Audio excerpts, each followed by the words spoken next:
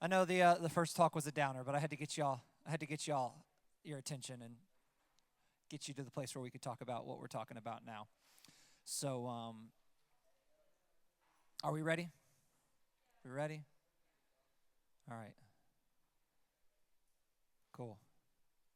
So this will be this is the second of two parts, and so we will not be having sermons or messages all day. So pay attention while we're doing this because we're combining all the information into just two messages. So, and this is the one where the first sermon or message was meant to get your attention, get your focus to see why the everything we're going to talk about in this message is needed. Because honestly, it's very easy again to feel very confident in your senior year when everything is normal and then kind of get hit in the face by reality in 6 months. And we don't want you to get hit in the face later. We want you to get hit in the face today before you get to the situation so you can prepare yourself for it. So, this second session is going to be called It Starts Now. It starts now. Everybody say it starts now?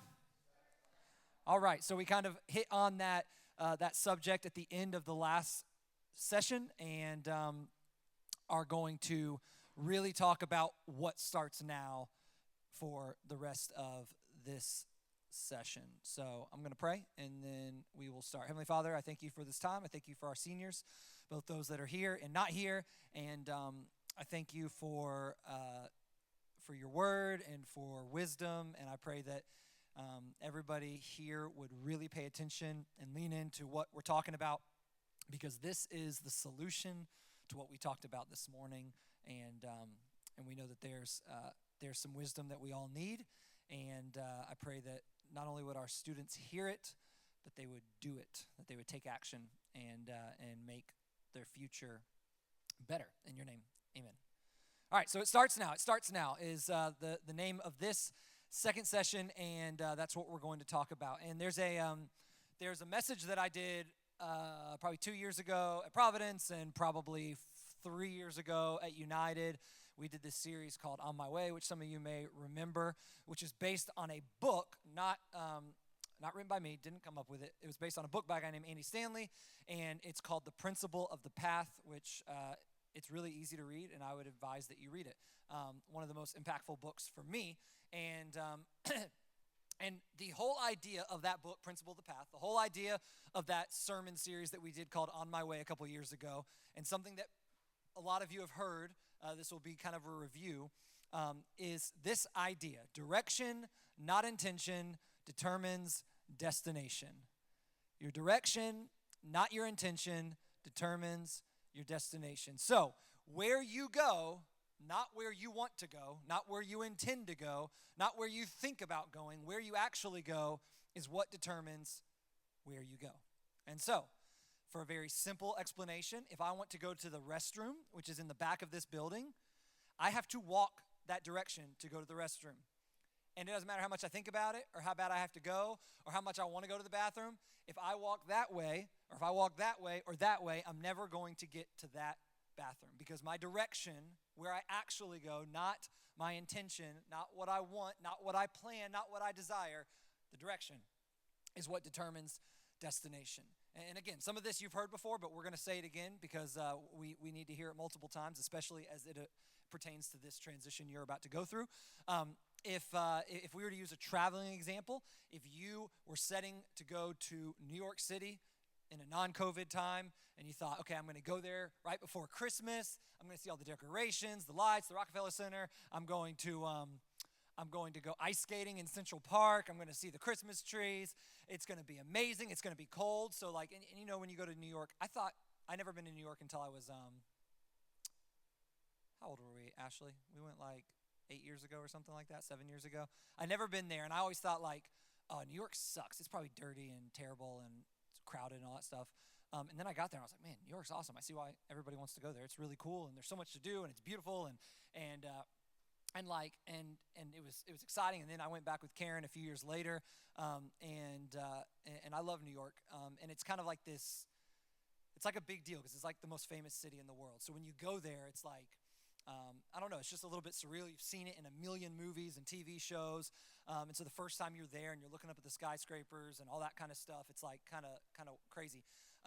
And like New York City is like one of the fashion capitals of the world. So you're getting ready, and it's like you're going during Christmas, so it's gonna be cold. So you're getting all your cold weather gear, and you want to dress like cool because you're going to New York City and there's a vibe there and everything. And so you're trying to put your best stuff together. So you're thinking about what you're gonna wear.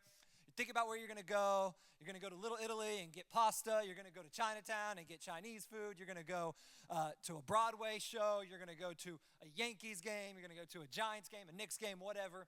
You're going to see all these famous places, the World Trade Center, the Empire State Building, all these kind of things. And so you're looking it all up. You're thinking about it. You're making plans. You're making reservations. You make a reservation at a hotel. You start thinking about going to Central Park and getting your subway pass and all that kind of stuff. You're paying money out, you're making plans, you pack your bags, you get your directions, you put in, you're going to drive. I don't know why you're driving, but you're going to drive, and you put in Manhattan into your Google Maps, you press go, and you start on your journey. And the whole way there, you're thinking about, man, I can't wait till I get there. It's so hot in Jacksonville, it's going to be cold, maybe it'll snow. We're gonna go to the toy store, FAO Schwartz or whatever, if that's still there. We're going to go to the Plaza Hotel from Home Alone 2. That's awesome. Like, we're going to go to all these places we've seen before. It's going to be so cool. I can't wait. And so you're on your way. You're thinking about it. You're talking about it. You're excited about it. You get downtown. You go to 95, and you go 95 south. And the whole time you're driving, you're thinking about, man, this is going to be great. And you're talking to your friends, and you're thinking about restaurants, and you're thinking about activities, and you're thinking about going through Central Park, and you're like, this is going to be amazing. This is like Law and Order SVU. I can see all the places where people get killed. Like, this is great. And then you keep driving south. You are never going to get to New York City. You will get out of your car. It will be 100 degrees. Everybody will be speaking Spanish. There will be tall buildings, but you will be in South Beach. You will be in Miami. You will not be in New York, because I-95 South does not take you to New York. It takes you to Miami. It takes you to Miami. So it doesn't matter what your intention was. It doesn't matter how much you talked about it. It doesn't matter how much you planned about it. It doesn't matter how excited you were. It doesn't even matter that you made reservations and you spent money. You're not going to get to New York if you don't go towards New York. And so, for you, your direction over the next 6 months to a year, your direction over the next few years, not what you intend, is what's going to determine your destination. And we see this in Scripture with a guy named David. I want to read to you out of 1 Samuel 16, verses 11 through 13. And this is the anointing of David as king of Israel. Do we have that scripture, Jacob? Oh, cool. All right. This is what's going on. Samuel is the prophet, the mouthpiece of God. And the Israelites asked for a king. God was like, I'm your king. They said, no, we want a real king. We want a human king like everybody else has. And he's like, no, you don't. And they're like, yeah, we do. And God's like, all right, fine, go for it. So he gives them Saul. Saul is tall, he's good looking, he seems like he would be the perfect king. However, Saul is disobedient, he's rash, he's immature, he's insecure, and he makes a disastrous king. Like his whole reign is just marked by inadequacy, bad decisions, and eventually God says, you know what? I'm done with Saul. I'm done with Saul. He's not going to be my king. I'm going to pick out a new king. So he sends Samuel to this guy named Jesse's house. And Jesse has like 7 or 8 sons. And Jesse begins to bring all his sons. He parades all his sons out. And he starts with the oldest because that's the most important. And he brings in his oldest son, and Samuel looks at him, and God's like, no, that's not the king. And then Jesse's like, well, let me bring out my next son. He's tall, he's good looking, he's going to be the guy. Not going to be the king. And Samuel hears this word from God. He says, I don't look at the outer, I look at the inner, I look at the heart. I've got a king. And so all the sons come forward, and Jesse's like, surely one of these is it. And Samuel's like, no, is there another son? And he's like, well, yeah, there's one more son. He's the youngest, he's the smallest, but he's a shepherd. Like he's just out in the field. He's just a teenager. Surely he's not the king. And Samuel says, no, bring him forward. So David gets in there, and Samuel sees him, and God tells Samuel, this is the one. And this is what we're going to pick up. It said, he asked Jesse, are these all the sons you have? And he said, they're still the youngest. He is tending the sheep. Samuel said, send for him. We will not sit down until he arrives. So he sent for him and had him brought in. He was glowing with health and had a fine appearance and handsome features. And the Lord said, rise and anoint him. This is the one. So Samuel took the horn of oil and anointed him in the presence of his brothers. And from that day on, the Spirit of the Lord came powerfully upon David. And then Samuel went to Ramah.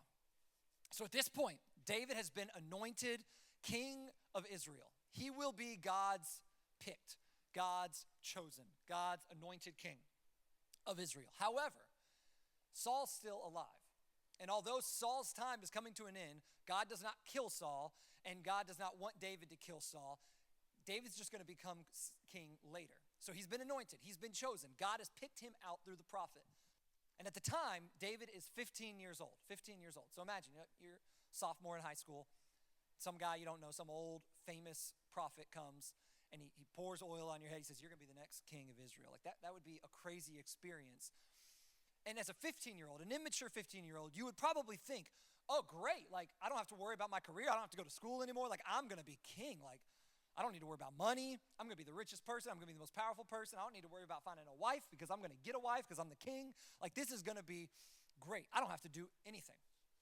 But the truth was that David was not going to become king for 15 more years. He wouldn't become king until he was 30 years old, until he had doubled in age. So although he had been picked, although he had been anointed, he was not going to actually become king for 15 years. And in that 15 years, he was going to be in a transition. He knew where he was going, but he wasn't there yet. You guys know where you're going, maybe. You know maybe the specific school you're going to or the specific job, or perhaps you don't know the specifics, but you have a couple of choices. You might have a first choice, a second choice, a third choice, a whatever. Like you've got kind of an idea of where you're going, but you're not there yet. And until then, you're in transition. And during that transition, David could have been like a stuck-up little brat and be like, I'm going to be king. Like, I don't have to do anything. But he doesn't do that. He goes about his business. He continues to move forward. He continues to trust. He continues to work. And during that time, he does a number of things before he becomes king. He fights a giant named Goliath and defeats him. He serves Saul as a harp player, like just as a servant. He knows he's going to be king, and yet he lives as a servant for a number of years, playing the harp for this crazy, jealous king. He fights battles. He's a general. He's a leader in the army. He fights all these battles. And then eventually, he is chased down by Saul, and Saul attempts to murder him multiple times. And he's just running for his life for years. Imagine, all throughout this time, he knew he was going to be king. And yet, he had to go through all of that. But here's what was happening during that transition. God was teaching him how to fight. God was teaching him how to lead. God was teaching him how to trust. God was teaching him how to obey. God was developing his character and his maturity. See, if he had become king when he was 15 years old, he would not have been ready. But there was a transition. He was in a transition. And he had to prepare himself during that transition to get where he wanted to go. He had to be obedient in the little things to become the big thing, which was the king of Israel. And God was training him up and raising him up and giving him an opportunity to prepare himself. And I want to talk about this idea of training versus trying. Training versus trying. During this time, David trained. He trained. He became king before he was king. He prepared himself to be king before he was king. He went in the direction he needed to go instead of just intending to go in a certain direction. Oh, one day I'll be king. One day I'll get there. One day I'll be an adult. One day I'll be married. One day I'll have kids. One day I'll have a job. And then when I get to that point, then I'll worry about it. No, he decided in the moment he needed to train. Here's the difference between training and trying. Trying is great. We want you to try when you get to college. We want you to try to be a good friend. We want you to try to find the right people to date. We want you to try to spend your money wisely. We want you to try in school. We want you to try in whatever activities you do. We want you to try. Try as hard as you can. That's great. However, we don't want you to just try when you get there in September or when you get to that point in August or whenever it is. We want you to train. If you wanted to run a marathon, again, you may have heard me say this before, but it bears repeating. If you want to run a marathon, and you sign up for the marathon. Let's say you sign up for the Boston Marathon or something like that. You get the shoes, you get little short shorts and a little tank top and all that kind of stuff, and you get the little energy drinks, and you put them in your little fanny pack thing that you run with, and you get all prepared. And then you go out there and you have not run at all. You can try as hard as you can, but you will not do well. You'll have blisters all over you. You'll probably be exhausted. You might end up in the hospital because you're just not prepared for the run. You tried really hard. You've thought about it, but you didn't train yourself. By the same token, if you were to go to the gym and say, I'm going to put 315 on the bench press and I'm going to lift it today, it doesn't matter how hard you try. It doesn't matter how mad you get. It doesn't matter how much effort you put in. It doesn't matter how many articles you read on the way to the gym. It doesn't matter who's spotting you. It doesn't matter what they pump you up with, what music you're listening to. It doesn't matter. It doesn't matter how hard you try. You can't lift the weight. Why? Because you didn't train. You didn't train. Here's what I hope for you guys. I want you guys to train and not just try. I want you to train now and try later. Train now and try later. There are some things you can do now. We said it starts now. It starts now. We want you to start training yourself right now for where you're going. Train yourself right now for where you're going. Don't train yourself when you're in August. At that point, I won't say it's too late because there's never too late, but it will be not to your advantage to start later. It's always better to start today. And remember what Paul said. We're going to forget what's behind. I'm not worried about what you did last weekend. I'm not worried about the last time you did a quiet time. I'm not worried about the last time you came to United or life groups or went to church. I'm not worried about the decisions you've been making. I'm not worried about any of that. That's in the past. We're thinking about this day forward, this day forward, this day forward, this day forward, this day forward. Starting the transition now. Beginning the transition now. It starts now. So what can you do now to train? What can you do now to train? And I'm not going to tell you anything that's like earth-shattering. This is not, you could probably guess the 4 things I'm going to tell you. But I'm going to go through them and I'm going to tell you why they're important. I'm actually going to tell you which ones are the most important. And you might be surprised by which ones I say are the most important. First thing you can do right now to train yourself over the next 6 months is to go to United and go to life groups. Go to United and go to life groups. Go to United and go to life groups. From just a senior standpoint, like, just take advantage of it. Like, you're not going to have this next year. And even if, like, you stay in town and you serve as a check-in person or you serve as a life group leader, it's just different. Like, ask, like, Loudon or Maddie or something like that. Like, they grew up in the student ministry. And when you come back as a life group leader, it's just different. You're in a different role. You're an adult. It's not for you anymore. And so take advantage of the time you have. Because I can't tell you how many times I've had students be like, man, I really miss United. I really miss life groups. Like, it's just not the same. I can't find a church like that. I can't find a college ministry like that. It's just different. And the reason why is because you've been here for a long time. You've made it your home. And a place doesn't become home overnight. It takes time. And so you know what it's like to be used to it right now on the back end of it, but you might not remember the front end of it in 6th grade or in 9th grade or whatever when you came in and you were just starting to meet people and you weren't really sure of things and all that kind of stuff. So while you have it, take advantage of it. It's kind of your last chance. This is your last semester to just be a student in the student ministry. It's the last chance to really build those relationships with your life group. And maybe you say, I've barely been to life group, or I haven't gone as much, or it's not really my thing. Here's what you have an opportunity to do over the coming months. You have a chance to build those relationships. And are they going to go to college with you? Probably not. Maybe, but probably not.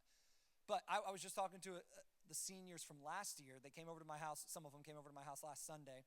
And I was talking to them, and they were just talking about, like, one of them was like, yeah, I really grew in some of those relationships my senior year. And even though they're not at college with me, I've been able to, like, reach out to them and talk about how things are going because we were so close and we developed that relationship. And so build those relationships now because they're only going to help you later. They're only going to help you as you're training through the end of this year. And something else we're going to do at life groups is we started it last year, but we have this senior curriculum. So after this Wednesday, you'll do what everyone else is doing this Wednesday. After this Wednesday, for basically the rest of the year, you will do something different than every other grade is doing. And here's why, because you're going into a situation that no other grades are going into. And so this curriculum is like, it wasn't written by me. It was written by a guy who, like, his whole ministry is about transitioning from high school to college for students.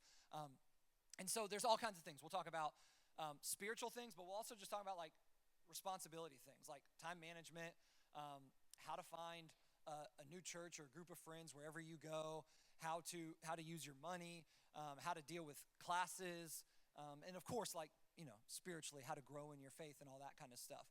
And if you don't go to life groups, you're really not going to benefit much from that curriculum. And is it the end all be all? No. Is it going to make your college experience perfect? No. Does it have all the answers? No. Is it perfect? No. However, it is a step that you can take to begin training, to begin thinking about college, to begin thinking about life after high school and what's going to come about it. Because I'm just talking about everything in 2 short talks right now. But that will give you 10 or 12 weeks of discussing and asking questions and talking about action steps and all that kind of stuff. And so we're going to do that in life groups. And if you only come once, you're not going to get much out of it. But if you come all the time, you will get something out of it. And again, let me emphasize this to you. And I'm not saying this to make you feel bad. I'm just saying you can control this day forward. My encouragement to you is if you want to take your faith seriously in college, you need to take it seriously now. And a lot of times when we get in high school, it's like, I've been there, done that. I've been to United. I've been to life groups. I'm kind of done with it. I'm kind of over it.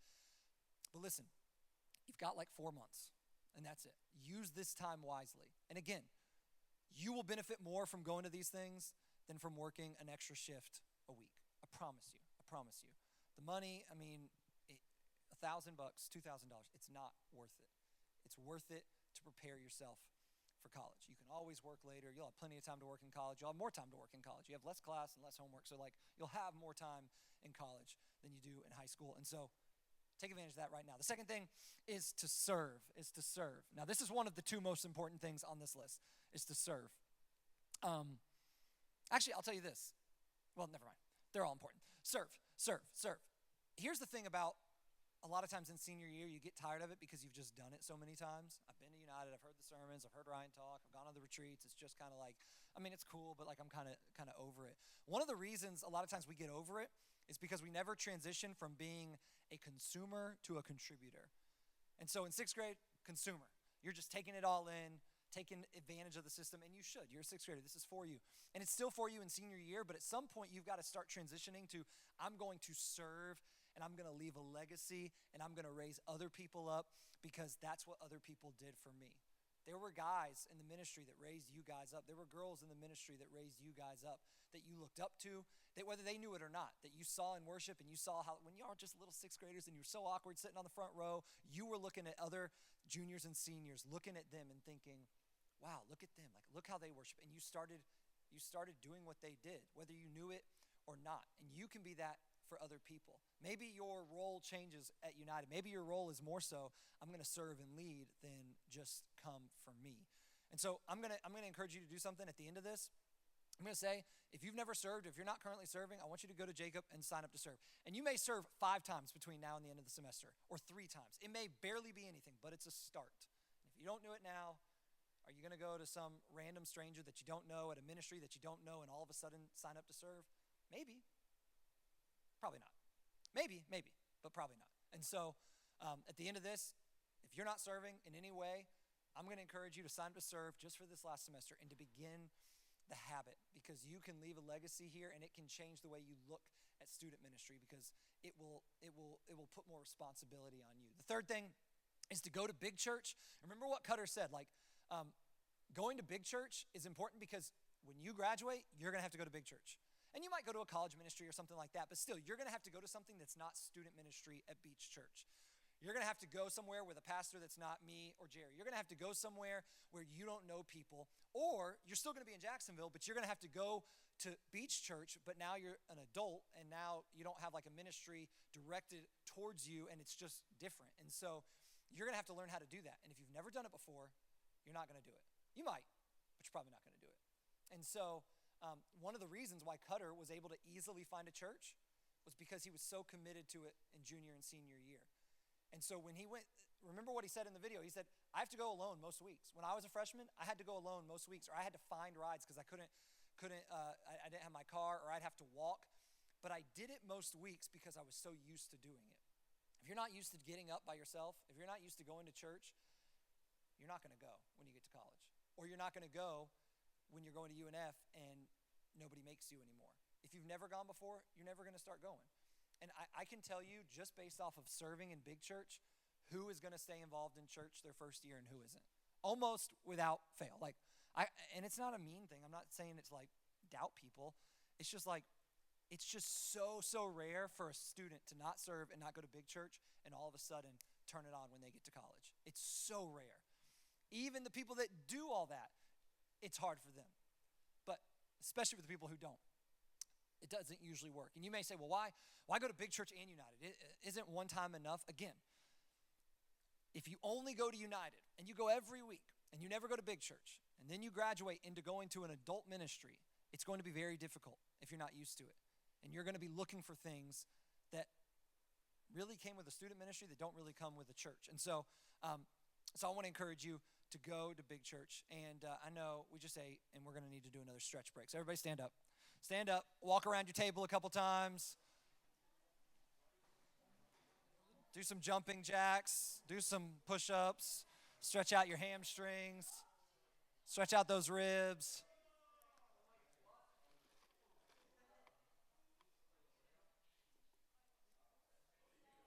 Do what you need to do. Wake yourself up. We only got a little bit left, and then we're done, and then we're going to do stuff the rest of the day. So I want you to lean into this. All right, whenever you're ready, just sit down, and then we'll start again.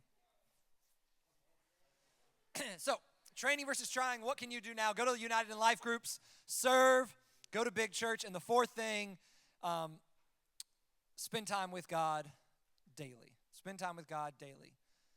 Y'all probably heard me say this, but we really saw during the beginning of quarantine, when we actually had to stay home and had events canceled and stuff, how much we were relying on events for our faith. Again, that's another thing Cutter talked about, like how much he relied on Epworth and Jamaica. And when that stuff was taken away, or even weekly life groups and weekly United, we saw like how strong our relationship with God was. And for a lot of us, we realized, I've been depending too much on events and corporate worship, and I haven't really been spending time with God. And the foundation of your faith in Jesus, the foundation of your relationship with Jesus is a one-on-one time with him. It's spending time with him daily. And do I spend time with God daily? No. Not every day. Certainly not every day. But I try. It's become a habit in my life. I notice when I don't. And so just like any habit, you have to develop it.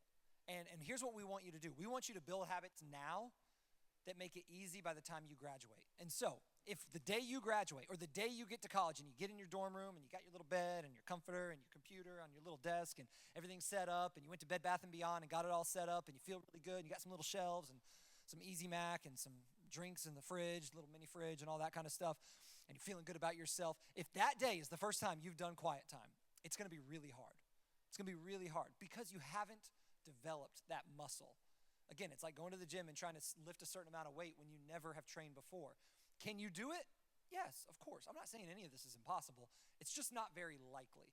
And so what the better thing to do would be build the habit now while everything's normal, while you're living at home, while you know your routine, while you're confident in who you are, when you have community around you. Build that habit now. Start to build it where it's like, okay, I do it once a week. Okay, now I'm doing it twice a week. Now I'm doing it 3 times a week. Build up that spending time with God daily muscle so that by the time you get to college, by the time you move out, or by the time you get into the workplace or whatever, you are better at it. You are stronger at it. You are more developed for spending time with him. And then when everything's going crazy, like Kelly was saying, like, I just feel like at the same time, she said something interesting, which is so college. Like, I feel really overwhelmed, and at the same time, I have a lot of time. Like, that's kind of the feeling when you get to college. And so while you're going through that tough transition, you will have something that you've been doing, and that's just easy, and that's just kind of second nature. But if you don't start now, it's going to be hard to start then. And here's what we commit to doing. Here's what we commit to doing as a ministry. We commit to this weekend, or this day, to building you up, to giving you some resources, to getting you kind of aware of what you're going into. We commit to doing the senior curriculum so that you can grow over the coming weeks and not just talk about what the sermon was about, but start moving in a direction. That's what we want you to do. Move in a direction towards following Jesus on your own. We're going to do a senior dinner at the end of the year, which will be kind of a celebration, part just discussion and kind of encouraging you. We're going to do follow-up which your life group leaders, we're going to kind of consider them your life group leaders. I mean, kind of they'll always be your life group leaders, but especially we'll consider them your life group leaders through Christmas of your freshman year. And so we want to help you through that first semester. So there will be kind of a follow-up plan that they do with you. Obviously, they won't have life groups with you weekly, but just through some communication, text, email, phone calls, whatever, that kind of stuff, we are going to have a plan to keep up with you. So hopefully you expect to be kept up with and you respond to it, because the first semester is when you need it the most. You may feel like you don't need it right now, but you'll need it then, and that call will mean a lot to you. And I remember walking across campus and talking to mentors, talking to my parents, talking to people that were encouraging me as I was going through a difficult time my freshman year. So we're going to follow up with you that first semester, and then kind of the end where we kind of cut the cord will be Christmas break. We'll do a check-in dinner with you guys for whoever wants to come. We'll buy you dinner, and we'll just talk about how your first semester went and encourage you as you go into your second semester. And again, we just did that with the class of 2020 last week. And so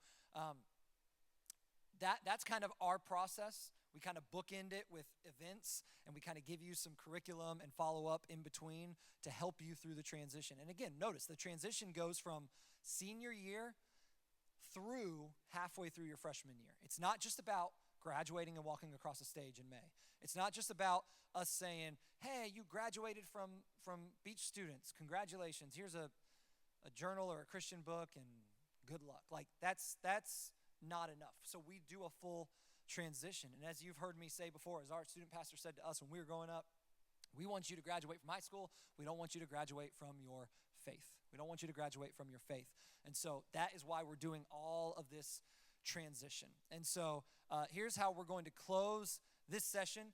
We're going to do something that many of you, again, have done before, but we're going to do it a little bit more specific to college. And so we're going to do an exercise, and you can open up your journal, and you can do 4 separate pages, or you can draw right down the middle of the page and across so that you have 4 quadrants of the page. And I want to read a Bible verse to you.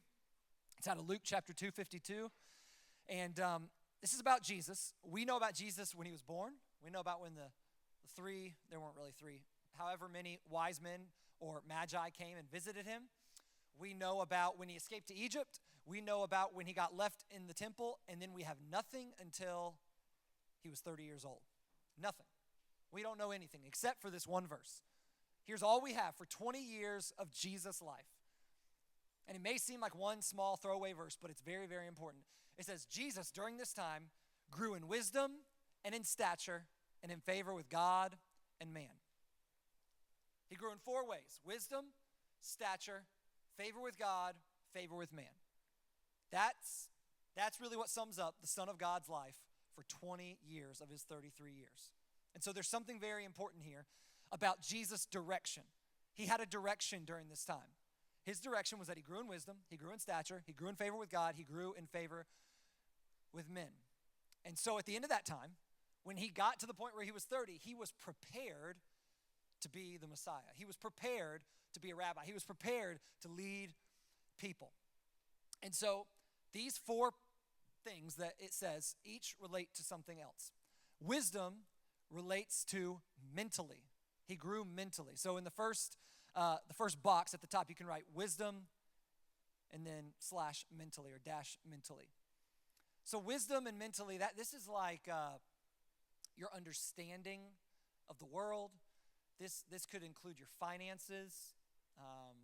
This could include academics. This could include your career goals. This could include skills. Like, let's say you're like, I want to learn how to play the piano or learn how to speak Spanish or something like that. Like, this could include anything that is mental, that is growing in understanding and in knowledge. So Jesus grew in wisdom. He grew mentally. The second thing you put in the second box is he grew in stature, which is physically. This is pretty self-explanatory. He grew physically. This is your health. This is your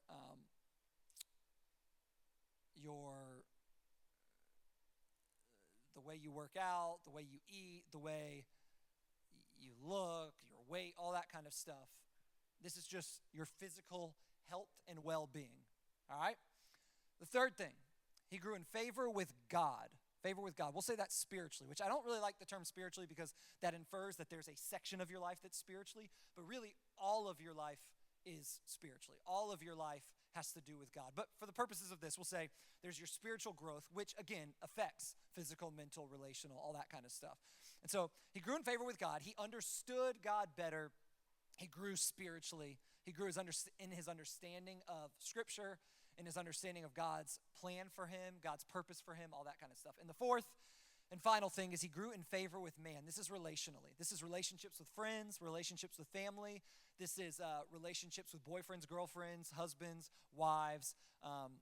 This is where you're at relationally. Now, usually I do this in the past with 10-year goals, 10-year goals.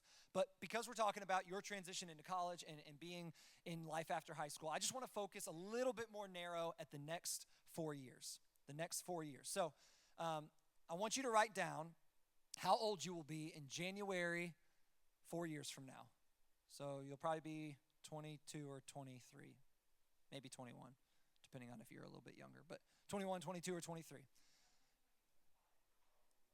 Yep, January 25. How old are you going to be? I want you to write that down on the top of the page, and I want you to write today's date down on the top of the page so that you know when you wrote it and you know what your goals are being set for. And what I would hate to do is just get up here and be like, your direction, not your intention, determines destination, and then just leave you like, oh, you should go in the right direction. So we want to set goals because that helps us go in the right direction. When you write things down, it turns from just an intention to a direction because you are more likely to do it.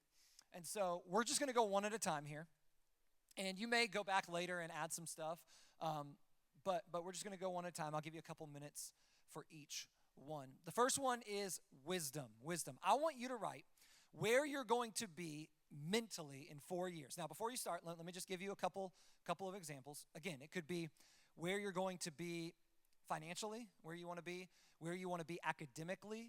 You know, you'll be going into your senior year or fourth year of college. Like, where do you want to be? Kind of where do you want to be going next? Maybe internships, career, all that kind of stuff. Where do you want your GPA to be? Whatever. Are there certain things you want to learn between now and then? Again, it could be a certain language, something musical, something you want to get better at over the coming 4 years. It could be even like a test score for, you're taking your GRE for going into master's program if you're doing that or something like that. I don't know. Or applying for certain master's programs. I don't know what it is. But where do you want to be mentally in 4 years? Another thing that could be included here is just mental health as well. Where do you want to be in terms of your mental health? Hey, I want to be seeing a counselor once a month. I want to be doing this, or this to invest in my mental well-being, that kind of thing. So write down whatever your goals are. And here's the key. The more specific, the better.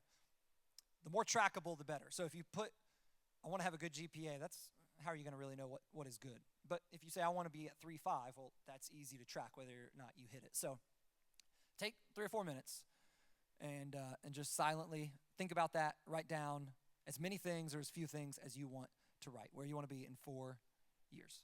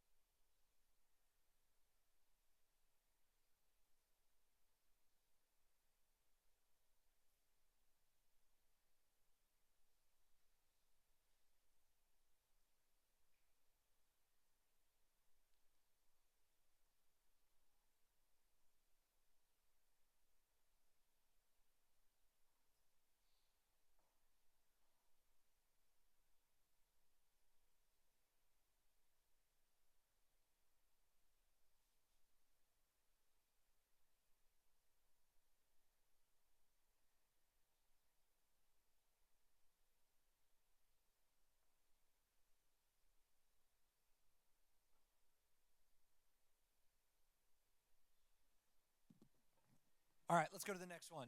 Stature. Stature. This is probably the most self-explanatory one. Where do you want to be physically in 4 years? Now, I know this might seem a little bit weird and that kind of thing, but like, let's say there was a certain physical goal you had, like I want to be able to run a certain time mile or lift a certain amount of weight. If there was a certain weight you've always wanted to be at, if there was some, I don't know, some sport you'd want to be playing, or it could even be like, I want to be consistently playing sports twice a week. I want to be going to the gym. It doesn't have to be like a goal, or it could, but it also could be like, I'm not trying to get to an end goal. I'm just trying to work out 3 times a week. I want to go to 3 yoga classes a week, or hit the gym 4 times a week, or run a mile a day, whatever it is. Write down those things that you want to be able to do 4 years from now. And it may be exactly where you're at right now, and you just want to maintain that. Maybe it's something in terms of growing physically. So just write that down. And it could be I want to eat healthy. I don't know, whatever. So whatever physically you have as goals for 4 years from now, go ahead and write those down. I'll give you a couple of minutes.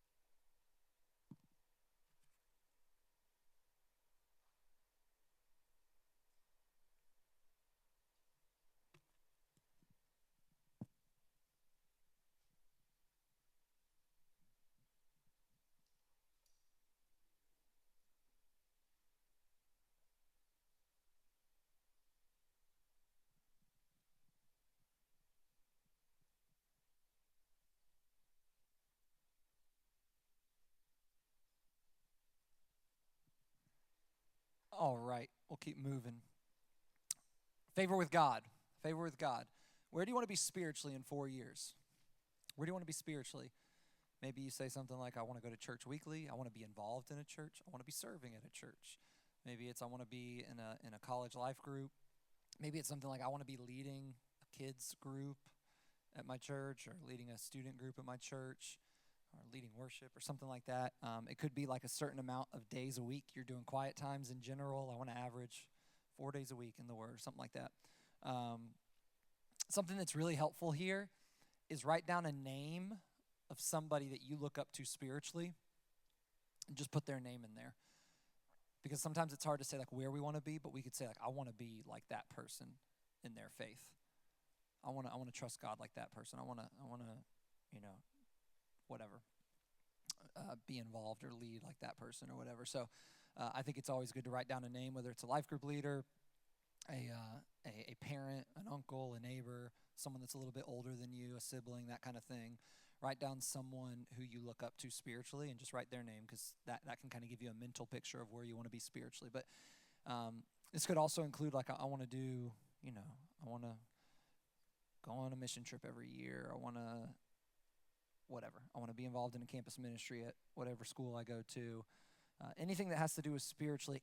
And sorry, this could also have to do with like I want to grow in a certain area. Like I want to grow in my patience, or I want to grow in my in the way that I control my anger or my self-discipline or whatever, like some kind of fruit of the Spirit, or one of the things we talked about during Love Is, or something like that. So any of that kind of stuff, write that down.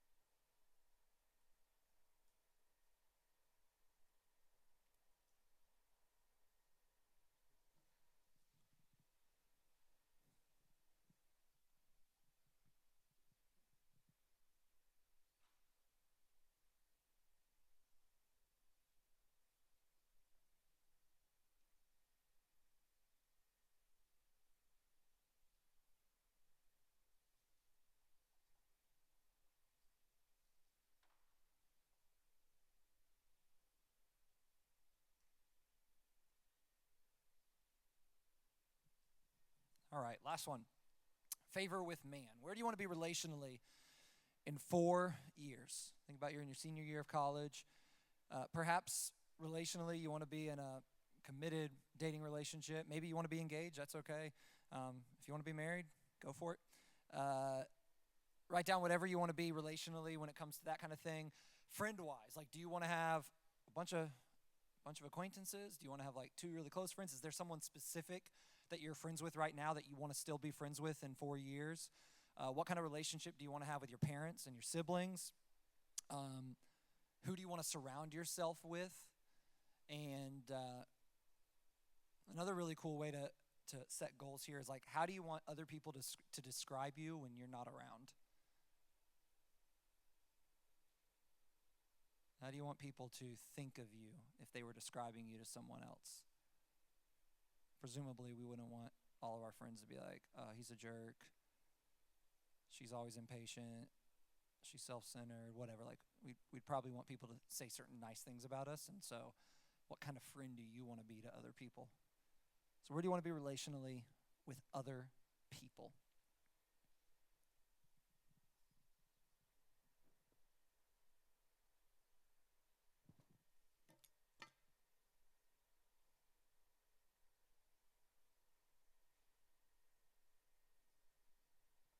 While y'all are doing that, I'm going to come around and give y'all little senior weekend stickers.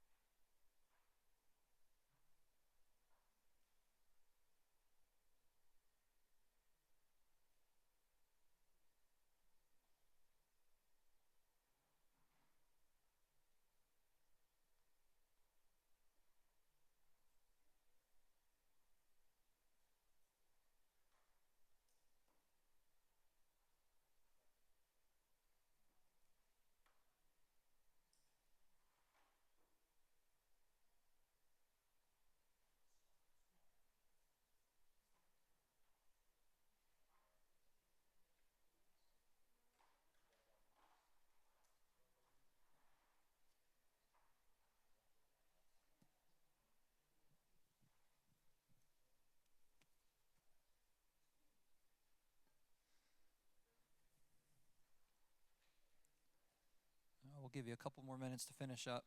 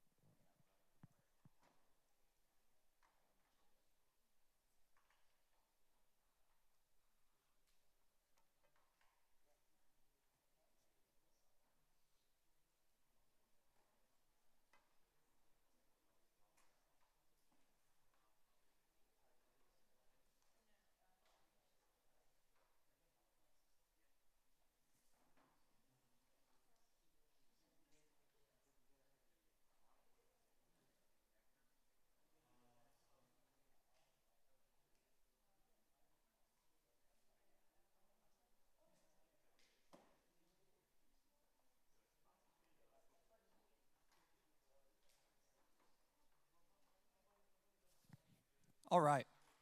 Last thing I want you to do is I want you to look at each of your goals in each of the four quadrants, and I want you to, at the bottom corner of each one, and before you do this, don't write anything until I finish talking.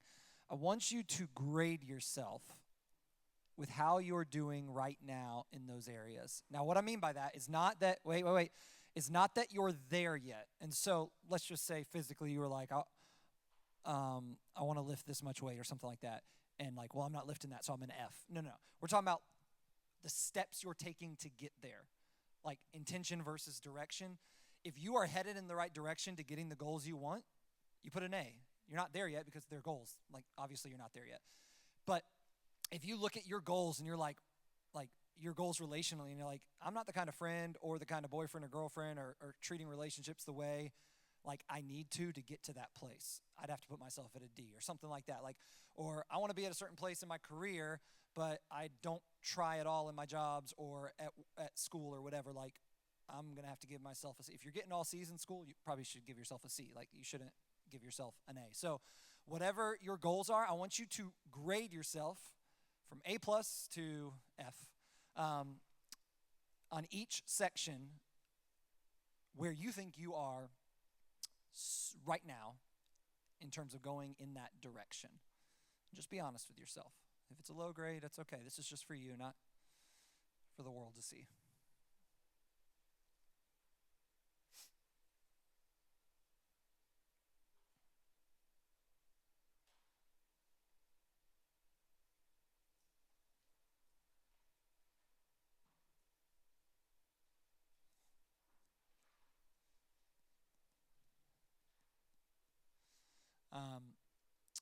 All right. So grade yourself on those. These stickers, just put them somewhere where maybe you'll remember it. As always, we use stickers as reminders. So that's why it says it starts now. It's got a little plant on it just to remind us that you don't have to be the full-grown plant right now. You don't have to be where you're going, but you want to be going in the direction to getting there. So it starts now to begin growing to that place where you want to be in 4 years. And here's the thing with goals. If you don't do anything with them, then they're kind of a waste of time. But if you do something with them, you have a really good chance of getting to them. And I'd hope that in 4 years, you look at those goals and you're there. So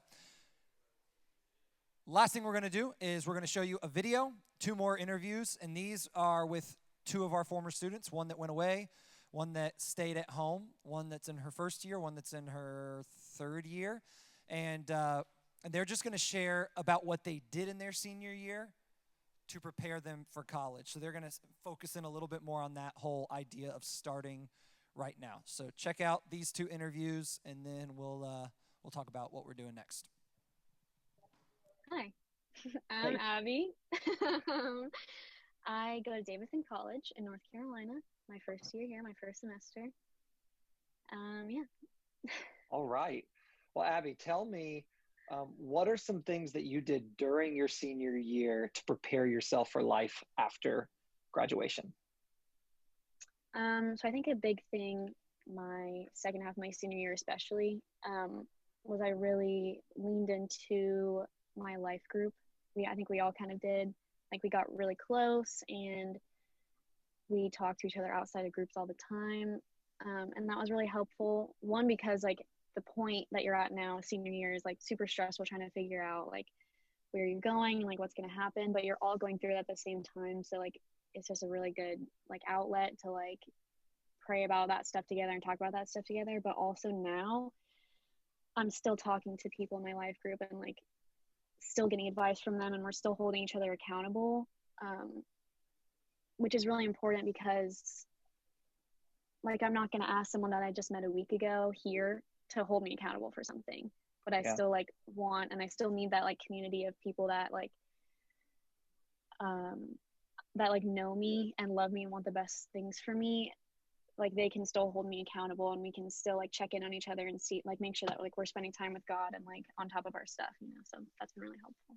Yeah. And So also basically just to reemphasize what you're yeah. saying that you really tried to deepen those relationships while you were there so that they would continue on when you Yeah. were long distance, basically. Okay. Go on. Yeah. And another big thing during senior year was it's just a difficult time because it feels kind of like everything is out of your control because you don't know where you're going to get in. You don't know once you get in, like where you're going to decide to go. Like it all just seems like really big, and like it is really big stuff. So I think a big thing for me was prayer.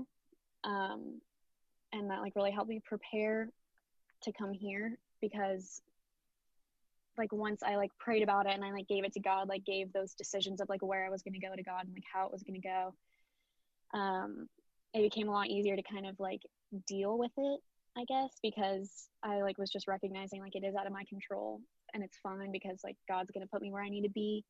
and he's gonna like put me with people that like I need to meet and stuff like that.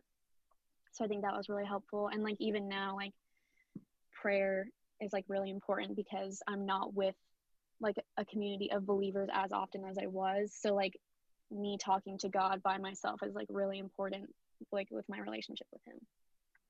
Cool. What are some things that you wish you had done during the senior year to prepare you uh, for what you're going through right now? Um, and maybe even like what are you going through right now that is you didn't expect to go through? Um, I think a big thing was, well, like I was saying earlier, like I did and I do still like really depend on the relationships that I had at home. Um, and I think I just wasn't like I knew, but I wasn't expecting like when you first get to college, like you're gonna be lonely and like you're not Yeah. gonna know people.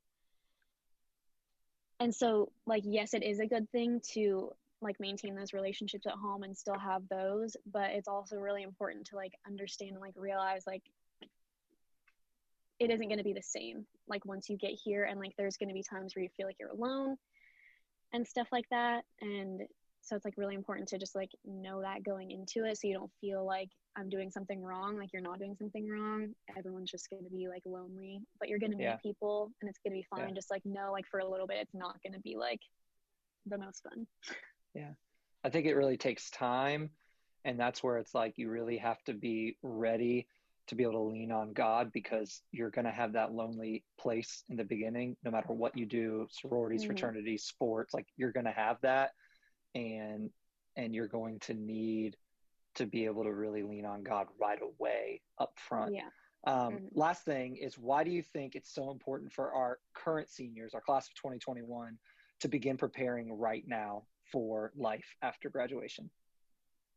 I think now is when you need to start because like I know senior year is already like a crazy time, so much going on and like so much like to think about, but like this summer and like when you first move into college, like it's going to get even crazier and there's going to be even more things that are like pulling your attention away from God and pulling your attention away from like community and stuff like that. So like if you don't already have an established like habit of spending time on your own with God, then it's going to be so much harder to establish that like once you get to college, because you're just not going to find time for it. Yeah. Like if you can't find time for it at home where you know the environment and you know what your schedule is, then when you get to college and you have to start making your own schedule, it's just not going to happen as easily. Yeah. So definitely I would do that. I would make that habit now to make it a lot easier once you get to college. Yeah. And that's exactly what we talk about when we say we don't want to, like, training versus trying. We don't want to try really hard to stay close to God when we get there or to get involved. We want to train now so that when we get there, some of that stuff is second nature. When everything else is going crazy, like you can have like that centered point. So that's awesome. Well, thank you, Abby, for sharing with our seniors. We love you so much, and we thank you for loving our students that are coming up behind you. Of course. Thank you for having me. Sure thing. All right. So we are going to talk to Sarah, who is a third year, in your third year? Yeah. Third year of college at Southeastern University online. Southeastern University online, which is a campus of Southeastern in Jacksonville. Yes. Right. It's a fun time.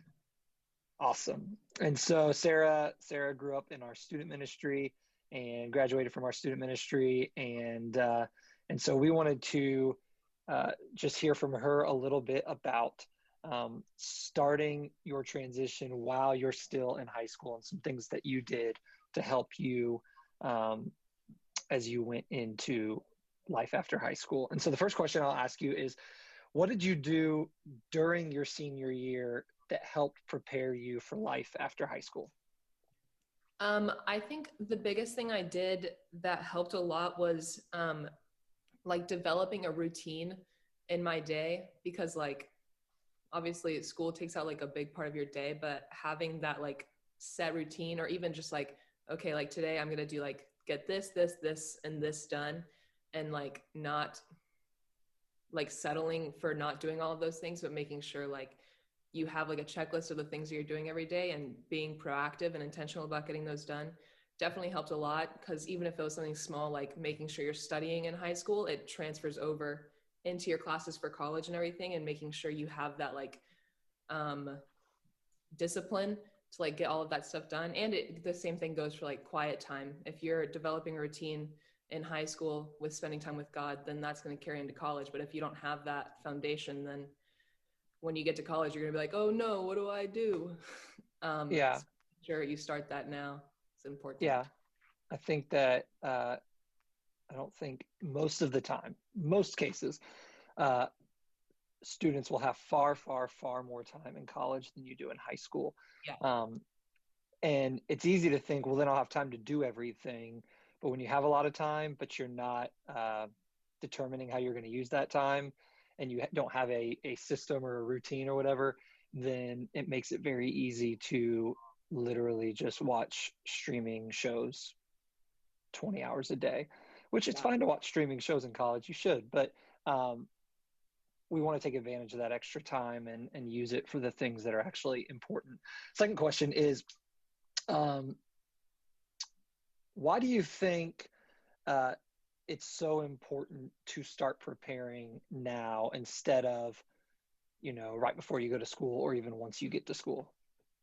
Well, because like when you go to college, or just like when you have any kind of transition like that, even if like you're staying in town, like I stayed in town, literally everything in your life changes. And if you're not like preparing for that months in advance, then you're gonna get to that change and you're gonna be like, holy crap, what am I supposed to do now?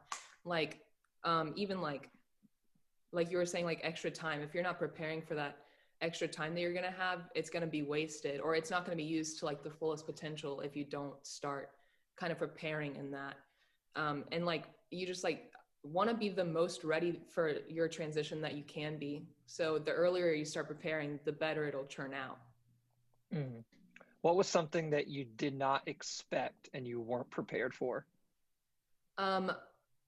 I think for me, because I was staying in town, I definitely thought that like I was gonna stay close to like all of my friends. And like I was like, oh, they're gonna come visit all the time. We're gonna be best friends. And then it got to like September, October of my first semester of college, and all of my friends were out of town, and I literally had nobody to talk to.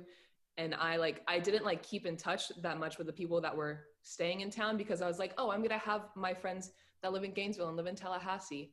And so I like wasn't intentional about making friends and finding friends in Jacksonville. And I got to October and I was completely alone, and I was just like, frick, this sucks.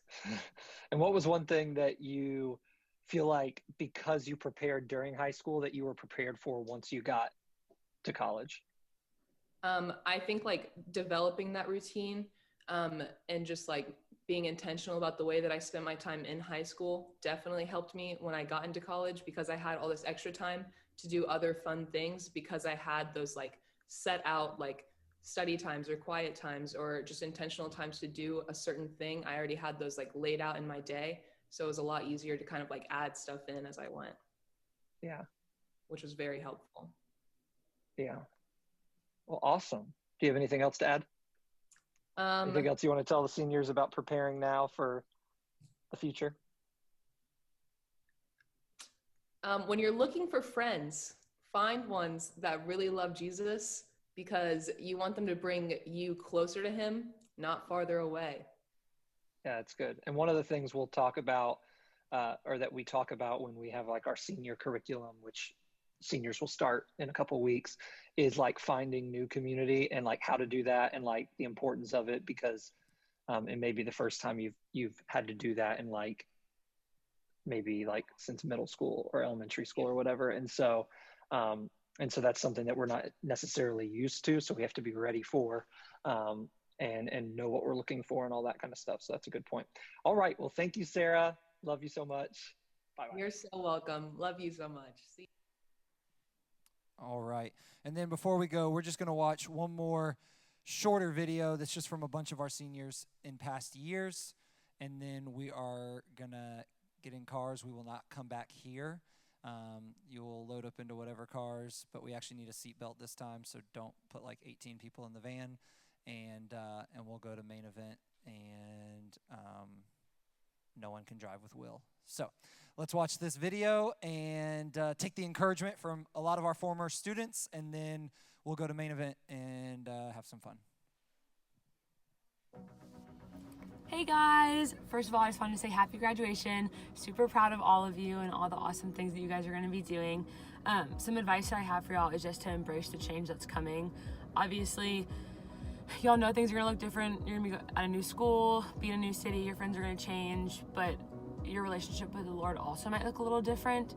And that was something that was really hard for me to adjust to when I first got to school, is that just because you're in a new city doesn't mean the Lord isn't with you there. He may speak to you a little different, and your church may be a little different than Beach, but he's still with you, and he still has a plan for you, and he's still helping you through and walking with you every step of the way. So I just want to encourage you guys in that, to find your church and find your people that are going to support you with that and like encourage you in your walk with the Lord, and have fun. I'm so sad. I'm so old, and I wish that I could like relive these past 3 years, but y'all are gonna do awesome, and I'm proud of you guys, and good luck. Hey guys, I know for me, United was always kind of the foundation of my faith, and it was easy to go to life groups in United twice a week. But as you go to college, no one's, holding you accountable to do that. So it's really important for you to take charge of your faith, find a church home, find a good group of friends, and most importantly, stay in the Word every day, doing your own quiet times and having your own time with the Lord. One piece of advice, it would be to have fun these last few months of high school, because once you graduate high school, you enter the adult world, which is pretty crazy, but you survived 2020, so that was also pretty crazy. But wherever you are after you graduate high school, find a friend group or a friend to help you stay strong in your faith with God. Like, keep each other accountable for doing devotions, going to church on Sundays. Just help each other grow in faith and have fun. Hey, I'm Sean. I'm a alumni of Beach Students. So you're in senior year. College is right around the corner, and so is the post-grad life, and it's going to be a lot different. So a good piece of advice I can give you is to have a good schedule. Being organized and having a schedule, it'll save you a lot of time in procrastination, because college is way different than high school. Depending on what college you go to, it can vary in differences between what you're used to. So be sure to stay organized and keep a schedule, even if your teachers don't require it. Hey, I'm Leah. I'm a senior at FSU, and my advice going into college or post-grad would be to surround yourself with people who are going to point you to Jesus and support you in your walk, whether it's someone coming from home that can continue to be that person in your life, or finding a new group in college that's just going to encourage you to be in the Word and continue your walk with Christ. At the end of your senior year, when you're getting ready to go to college, I think it's really easy for your focus to be on a lot of other things because there's so much going on. So it's really important to intentionally keep your focus on your relationship with God, because that's going to be what helps you the most in the transition you're about to make.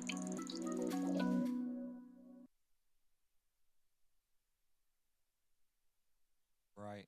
So hopefully what you've taken from today is it's going to be a tough transition. The transition starts now, and we want you to train and prepare over the next few months going into next year, and not just try to turn it on at the end. If you listen to these words, you will live and things will be good with you. If you don't listen to these words, you will live and things won't be so good for you. And I don't say that as a threat. I just say that as, if you prepare well, it's going to be easier. It won't be easy. Nothing is going to make this easy, but it can be easier if you're prepared instead of trying to do it at the last second. And even just as I was watching that, and you'll get into this in the curriculum, but I want to encourage y'all, the whole "it starts now" thing isn't just it starts today and then that's over. It starts now, the day you get to school. Finding, I always say this, going to church the first Sunday is so important. If you don't set that set that expectation or habit in your life when you get to school.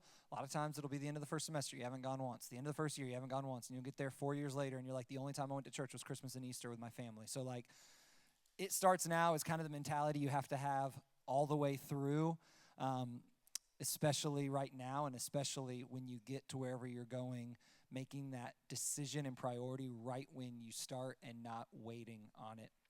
And so hopefully some of this has been helpful. We'll talk about it a little bit in life groups tonight after dinner.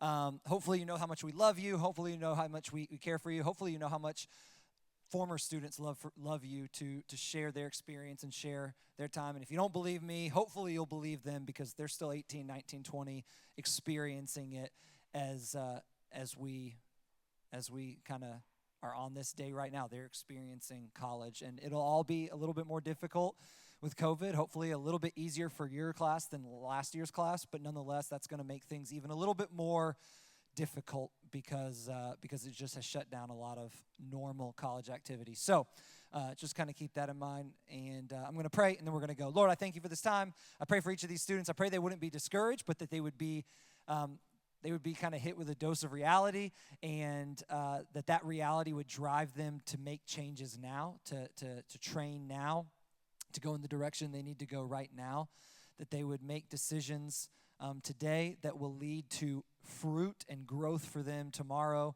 and in the summer and in next fall, and that you would surround them when they get there with amazing friends, new mentors, amazing ministries and churches, that you'd get them involved in serving, spending time in the Word, but that none of that would be something they wait on, but that they would do it starting this weekend, that they'd be at United and life groups this week, and that they'd get to go into big church and setting the priority and spending time daily in your Word and serving and doing all the things now that they want to do later. We thank you for these seniors, both in here and not in here. We thank you so much for their journey. We thank you so much for each of their souls, their personalities, all they bring to this world and this ministry.